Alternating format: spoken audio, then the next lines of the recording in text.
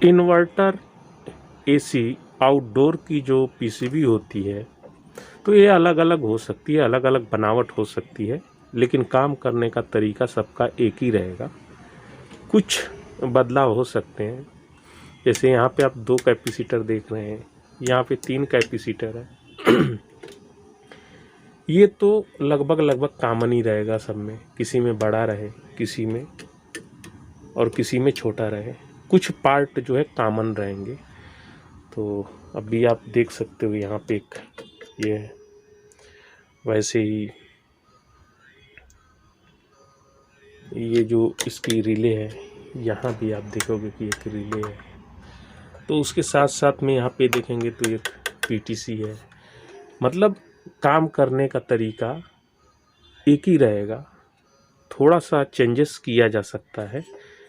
और आईपीएम तो इसमें भी आईपीएम रहेगा, क्योंकि विदाउट आईपीएम, चाहे वो आईजीबीटी के द्वारा बनाया हुआ हो, चाहे मॉसफेट के द्वारा बनाया हुआ हो, तो वो तो होना ही है, क्योंकि उसके बगैर आप 3 फेज़ जनरेट नहीं कर पाएंगे। तो या तो 6 आईजीबीटी लगाइए या फिर आईपीएम का इस्तेमाल करिए। यहाँ पे 2 रिएक्टर है। एक भाई ने कमेंट करके बोला था यहाँ पे 2 आईजीबीटी नहीं होता है, एक आईजीबीटी होती है और एक जो शॉर्ट की डायोड होता है। उन भाई को नहीं मालूम है, या तो कोई एक सर्किट की, जैसे ये सिंगल है जिसमें ये पढ़ाई किए होंगे या तो कोर्स करके आए होंगे, उनको ये नहीं बताया गया हो। मैं बार बार बोलता हूँ कि मैं जो बोलता हूँ वो सिर्फ ओनली एक सर्किट के लिए नहीं होता है, हो सकता है और आगे भी हो सकता है, किसी और में, दूसरे में और भी बदलाव हो सकता है।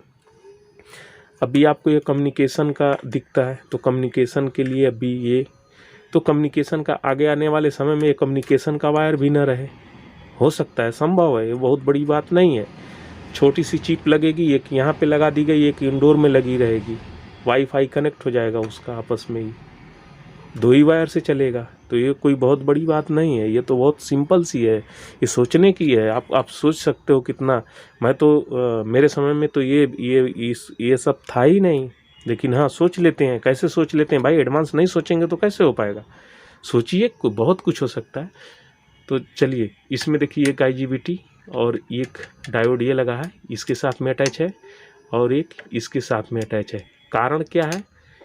यह जैसे अभी 1 टन 1.5 टन, ये 2 टन हो गई, या हो सकता है 3 टन होवे, हो सकता है 4 टन होवे, तो क्या करेंगे? इसमें कहाँ पे कनेक्टर लगाएंगे?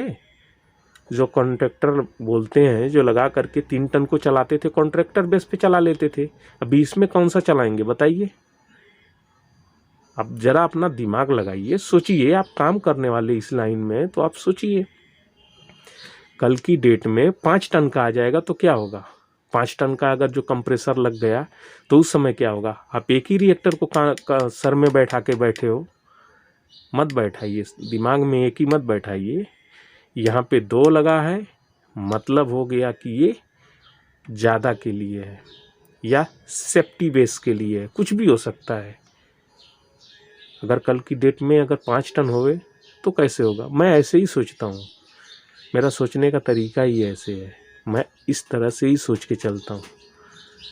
क्यों? क्योंकि बिना तर्क किए नहीं होता है, तर्क करेंगे तो ही होगा ना। तर्क, आवश्यकता जो पड़ती है उसके हिसाब से आविष्कार करते हैं। छोड़िए, ज़्यादा हो गया। इसमें अभी देखेंगे तो सिंगल, और एक देखेंगे तो इसमें रिएक्टर का है, तो ऐसे नहीं समझ में आएगा। एक नॉर्मल आप देख लीजिए कि एक यहाँ पे फिल्टर लगा रहता है, ये रहता है, फिर ये रहता है, ये रहता है, ये एसएमपीएस सब में रहता है। ओके, ये एसएमपीएस सब में रहता है, उससे संबंधित एक कैपेसिटर रहता है, सब में रहता है। तो मैं इसका ब्लॉक डायग्राम बनाता हूँ तो आपको समझ में आ जाएगा, बहुत हद तक आप समझ जाओगे।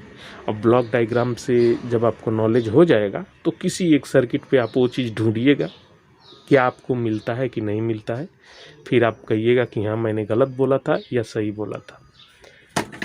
दूसरा चीज़, एक चीज़ दिमाग में आप हमेशा बैठा लीजिए, कभी भी ये मत मान के चलिए कि हमें ज़्यादा नॉलेज है, क्योंकि वही खतरनाक बन जाता है, आपको आगे बढ़ने से रोकता है। हाँ, कोई अगर ज़्यादा बहस आपसे करता है तो बहस मत करिए, साइड हो जाइए, क्योंकि उससे बहस करना कोई मतलब मायने नहीं निकलने वाला है। मेरे पास ये मुझे ज़्यादा नॉलेज है, मैं बार बार कभी भी करता हूँ तो मैं बोलता हूँ कि हो सकता है कि मैं गलत हूँ, और ये भी बोलता हूँ कि गलत हूँगा नहीं। रीज़न उसका यही रहता है कि मैं ऐसे ही नहीं बोल देता हूँ। हाँ, तर्क कभी कभी गलत हो सकता है, तर्क गलत हो सकता है, लेकिन हर बार गलत निकले ऐसा भी नहीं होगा। तो मैं इसका पहले ब्लैक डायग्राम आपको 1 नंबर 2 नंबर 3 नंबर करके, तो मैं कोशिश करूँगा कि इसका ही बनाऊँ, क्योंकि ये खुला हुआ पीसीबी है और इसमें जो चीज़ समझ में आ जाएगा इसमें भी आपको वही चीज़ समझ में आ जाएगा। और अदरवाइज़ जितनी भी पीसीबी हैं, चाहे ओनिडा हो, सैमसंग हो, कौन सी रहती है, फलाना ढमाका टिमका कुछ भी हो, उससे फ़र्क नहीं पड़ता है भाई। एक ही चीज़ का फ़र्क पड़ता है, वो फ़र्क पड़ता है एरर का। जो कंपनी एरर बनाती है कि F1 का एरर आया, F2 का आया, 41 आया, 43 आया, 1 आया, E6 आया, कुछ भी आए ना, उससे क्या लेना देना है। आपके पास अगर कोई भी सर्किट आएगी तो पहला काम आपका ये रहेगा, वोल्टेज पहुंचाना। दूसरा चीज़ कम्युनिकेशन आ रहा है कि नहीं आ रहा है। कम्युनिकेशन आने के बाद जो सप्लाई जो बनती है, ये सप्लाई चेक करना आपका काम है, तभी आगे का प्रोसेस होगा, अन्यथा होगा नहीं। रह गई बात यहाँ पे, तो कितना सेंसर पे होता है, कितना होना चाहिए, तो भी छोड़ दो। अलग अलग कंपनी है, अलग अलग यहाँ पे वोल्टेज रखेगी। ये चेक करो कि हमारा सेंसर सही है कि नहीं, ये तो चेक कर सकते हो ना। सेंसर का वर्किंग आपको मालूम है, प्रिंसिपल मालूम है, ठंडा गर्म करके उसकी रेजिस्टेंस वैल्यू चेंज हो रहा है तो आप मान लो कि आपका सेंसर सही है। फिर इसके बाद आगे काम करिए। अगर इससे बहुत ज़्यादा परेशान हो गए हैं तो कोशिश करिए कि सेम सर्किट में इससे डेटा ले लीजिए, नहीं तो इसका जो है सर्विस मैनुअल निकालिए, उसमें देख लीजिए। तो बहुत तरीका है देखने का। चलिए अभी अब मैं ब्लॉक डायग्राम इसका पहले देता हूँ, वो सेकंड पार्ट में वो रहेगा। तो